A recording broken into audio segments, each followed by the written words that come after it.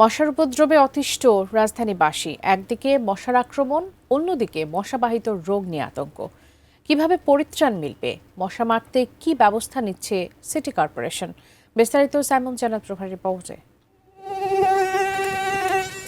লালবাগ, কামরাঙ্গীরচর, মতিঝিল, যাত্রাবাড়ি, ধানমন্ডি, বাণিজ্যিক কি আবাসিক, ঢাকা দক্ষিণের সব এলাকায় মশার উপদ্রব পৌঁছেছে চরমে।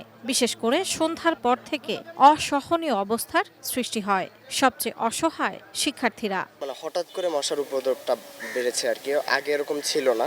2024 সালে আওয়ামী লীগ সরকার পতনের পর সিটি কর্পোরেশন বা নাগরিক সেবা প্রতিষ্ঠানে নির্বাচিত জনপ্রতিনিধি এবং তদারকি না থাকায় নিয়ন্ত্রণহীন হয়ে উঠেছে মশার বংশবিস্তার। স্প্রে, কয়েল, ধোয়া কোনো কিছুতেই বাঁচা যাচ্ছে না মশার আক্রমণ থেকে।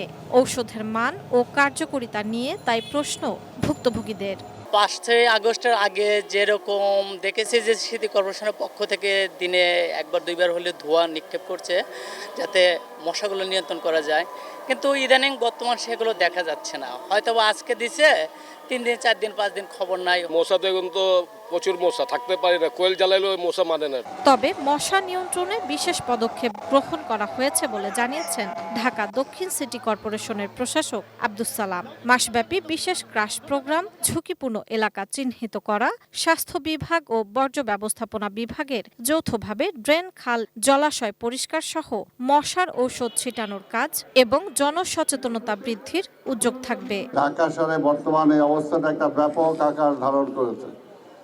আমি যেটা মনে করি, সিটি কর্পোরেশনের পক্ষে একা এই সমস্যার সমাধান করা সম্ভব না। যদি জনগণ আমরা আগায় না আসি, আমরা যদি আমার আঙ্গিনা পরিষ্কার না রাখি, আমি যদি আমার রাস্তাঘাট পরিষ্কার না রাখি, তাহলে কোনোভাবেই সিটি কর্পোরেশন হাজার চেষ্টা করেও সেটা পারবে না।